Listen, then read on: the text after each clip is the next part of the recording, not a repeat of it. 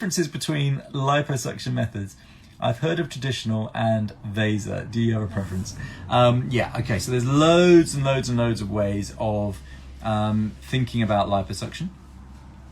Loads of classifications of it. So liposuction has been thought of as dry, wet, super wet, tumescent. And I don't think that's a great classification because all of us, no one does dry liposuction, and all of us do wet or super wet or tumescent. And that just refers to the amount of infiltration with fluid, so how much we pump you up with fluid relative to how much fat we take out. Okay, so that's one way of classifying it. You can know about it and throw it away. What's more helpful is a classification based on energy transfer. Bear with me.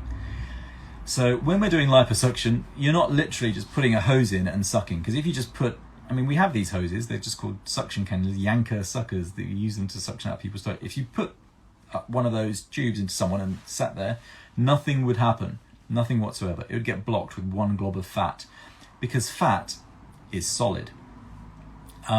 So we need a way of breaking down that fat, of emulsifying it or just disrupting it, so that it can be suctioned out, so it's physically able to do. The fluid we infiltrate helps, but we also need to break it down with some kind of energy. Okay, so what energy are we using? Well, the simplest, easiest, most available form of energy is the surgeon's arm. So wiggle, wiggle, wiggle, wiggle, wiggle. That is standard traditional liposuction, and the mechanical energy is being used to mechanically disrupt the fat.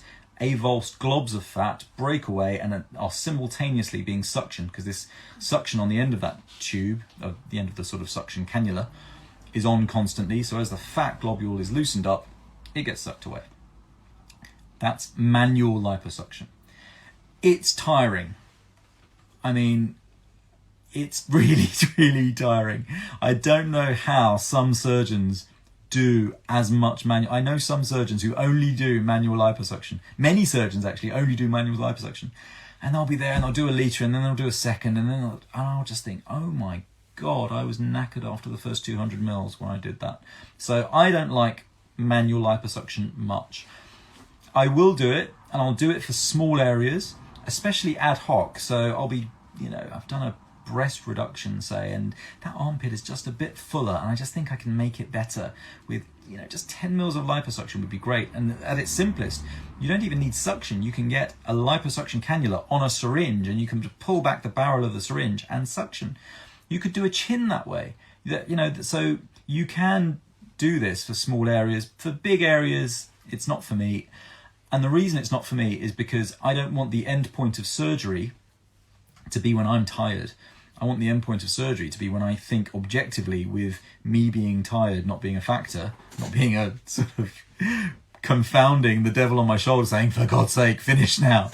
I just want to know, so I use most frequently power-assisted liposuction. And power-assisted liposuction is like the electric toothbrush equivalent of a toothbrush. You just flick a switch and it's going, it's vibrating. Most power-assisted liposuctions vibrate from side to side. There is one which rotates, which is its USP. It's much quieter and it rotates. I've used both. They kind of, in my hands, do quite similar things. And the nice thing about it, it's easier, it's smoother. So you're not being limited by being tired. And you can get very, very lovely, smooth results. Now, Vaser always gets a mention at this point. And Vaser is not actually liposuction. Vaser is an energy delivery system that you use before doing liposuction. So it's an ultrasound device, and the ultrasound passed through the device causes this rod to vibrate like mad, absolutely like mad. So you put it in and it liquefies fat, and it's very, very, very focused, and it's very high energy. So you just get this true emulsification of fat. It turns it into a soup. It's kind of like putting fat through the blender. So you you Vaser, and then you take the Vaser cannula out, and then you suction it. And some people will suction it with manual liposuction. Some people will suction it again with power-assisted liposuction.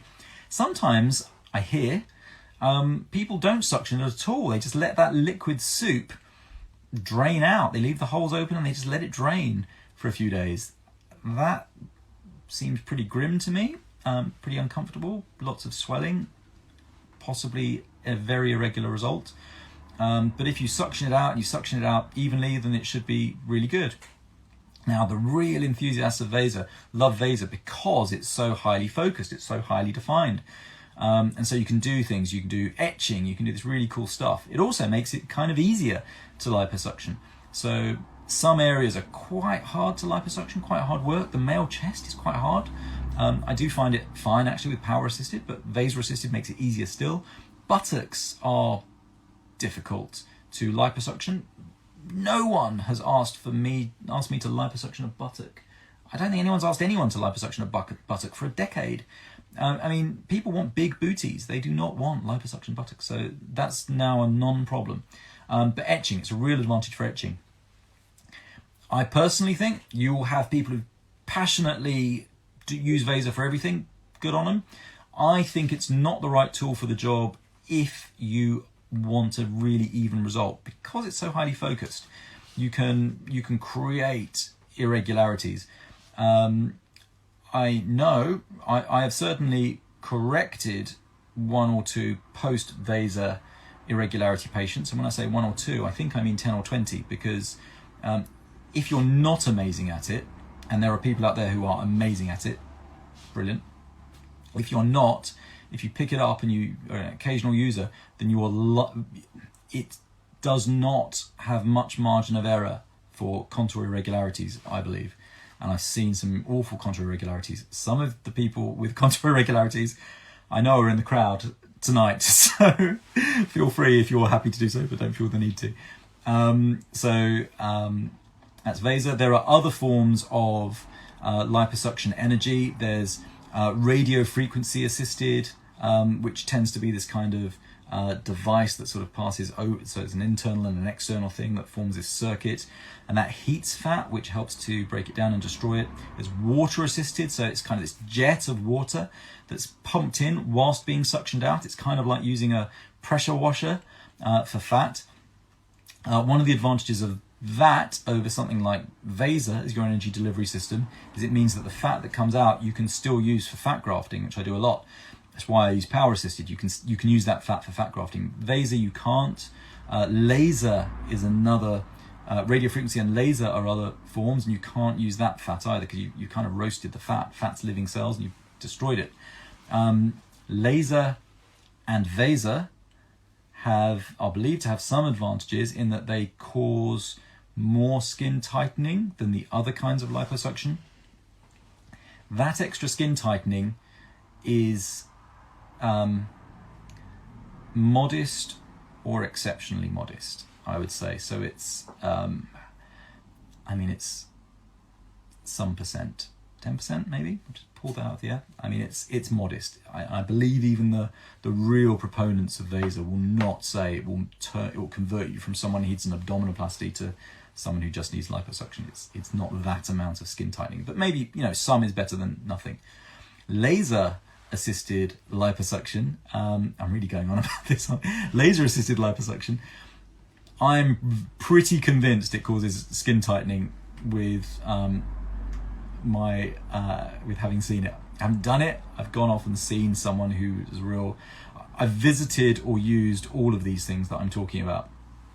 And with laser, it definitely causes skin tightening, definitely. But it wasn't pleasant skin tightening, I thought. I saw this lady who had her thighs done with laser-assisted liposuction, and the thigh skin felt really, you touch it and it felt like a burn. It didn't look like a burn, it looked supple superficially, but you press deeper and it's like the undersurface of it had been burnt, which is kind of exactly what had happened. So it wasn't a night, and because she'd had, you map out squares of laser-assisted liposuction, and you only do a certain amount at a time, and you could sort of see right there where she's had it, that's hard and unpleasant feeling, and just next to it, it's nice normal skin again. So I've looked at all of these, and I've had a question there. Do you use Vaser? I've got it pretty much not at all. I've done it in training and senior training, and earlier on I've trialed it, I've done all of these things. I would use it if the need absolutely presented itself. I've got to say now, it's been so long, I probably want a refresher again because it's been so long. So no, I mean, I've chosen what I use as a workhorse, as the thing that I can do most with. I can sculpt, I can smooth other people's irregular results. I can create indentations to my satisfaction. You know, I wouldn't say etching, I couldn't do etching, but etching doesn't form much of my practice. So there you go. That's why I've made my choice, and I'm happy with it. But I'm always open to the market and to new stuff.